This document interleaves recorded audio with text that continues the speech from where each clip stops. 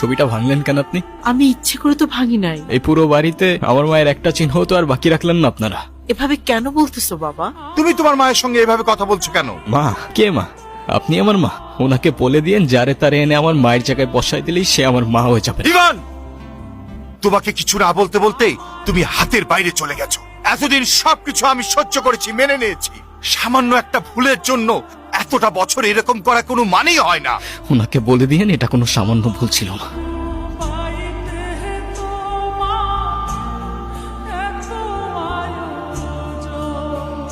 এখনই তো অ্যাক্সিডেন্টটা হয়ে যেত, তারপর দোষটা হইতো আমার। আরে আজও এখনো দাঁড়ায় আছেন কেন? সরেন। সরি। নাম কি? নূপুর। এভাবে একা রাস্তায় দাঁড়িয়ে আছেন কেন? কোনো সমস্যা? আপনি কোন দিকে যাচ্ছেন? আপনি কোথায় যাচ্ছেন? রূপগঞ্জে। আপনি চাইলে আমি আপনাকে ড্রপ করে দিতে পারি। কি হলো, কোনো ঝামেলা নাই তো? না মানে দেখা গেল আপনি আপনার মতো পালাই গেলেন ঠিকই, কিন্তু ফেসে গেলাম আমি। আপনার যদি এরকম মনে হয় আপনি আমাকে নামিয়ে দিতে পারেন। আরে ধুর, কি যে বলেন না। পাকা রাস্তা, একা একটা মেয়ে মানুষ, তার উপরে আবার বিয়ের সাজে, রিস্ক তো আছে বস। আপনি মনে হয় একটু বেশি কথা বলেন না? যা বাবা, আমি আবার কি এমন বললাম? আজকালকার উপকার করতে গেলেও দোষ হয়ে যায়। আপনাকে ধন্যবাদ বলে ছোট করব না। আপনি সত্যি আমার অনেক বড় উপকার করলেন। আচ্ছা, আপনি এখান থেকে তাহলে কোথায় যাবেন? আমার একটা ফ্রেন্ড আসবে, আপনি তাহলে যান। হ্যাঁ,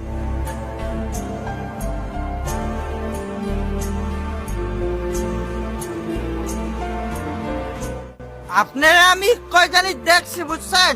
ও মনে পড়ছে, আপনারা আমি টিভিতে দেখছি, টিভিতে। চলেন, আমার মা দেখলে আপনারা মেলা খুশি হবে। চলেন। ওই, সমস্যা কি তোর? ওনার ডিস্টার্ব করতেছিস কেন? কেরে কেরে তুই আমার কলার ধরছিস কেরে? এইটা আপনার ফ্রেন্ড, ওর জন্য আসছিলেন? না, উনি আমাকে অনেকক্ষণ ধরে বিরক্ত করতেছে। এই বউ, এটা কে? ওই, কি লাগে ও তোর? আফা, আফা, উনি আমার আফা হয়। হ্যাঁ, মেয়ে দেখলে মাথা ঠিক থাকে না না? বিরক্ত করতেছিলি কেন? বিরক্ত নয় তো গুরু, আমি ওনাকে প্রোটেকশন দিচ্ছি। এলাকা তো ভালো না, মাল করে ভরা। তোর প্রোটেকশন দেওয়া লাগবে না, যা তুই যা, ফোট। গরো 50 টাকা দেন। এ বাবা তুই যা। আপনি আবার এদিকে একা একা চলে আসছেন কেন? আপনার ফ্রেন্ড আসে নাই? আপনিও কি ফলো করতেছেন আমাকে? হ্যাঁ, আমিও ফলো করতেছি আপনাকে। নেন। সরি, আসলে আমার একদমই খেয়াল ছিল না। একটা কল করা যাবে? হ্যালো, আমি নূপুর। তোমার নাম্বার কি হয়েছে? বাসায় ফেলে আসছি। আমি তো রূপগঞ্জে। তুমি কোথায়? তুমি চলে আসছো, কিন্তু আমি তো রূপগঞ্জ নাই এখন। সকালে আম্মু আব্বুর সাথে কদমতলী আসছি।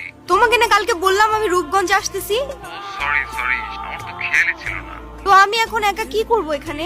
আরে আমি তো আছি, টেনশন করো না। তুমি এক কাজ করো, শ্যামপুর স্টেশনে আসো, ওইখান থেকে আমরা একসাথে পালাই যাবো।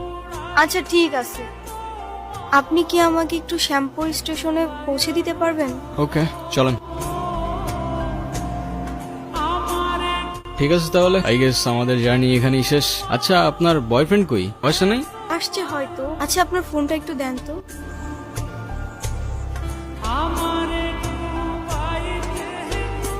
হ্যালো, কি হয়েছে, তুমি কল ধরতেছো না কেন? আমি স্টেশনে এসে দাঁড়ায় আছি। তুমি চলে আসছো। আসলে একটা প্রবলেম হয়ে গেছে, বুঝছো? প্রবলেম মানে? আসলে দেখো, বাসায় সব জানাইছি। আম্মু বলতেছে যে এই মেয়ের বাপ মায়ের পরিচয়টাই নাই, সেই মেয়ের আমি ঘরে তুলতে পারবো না।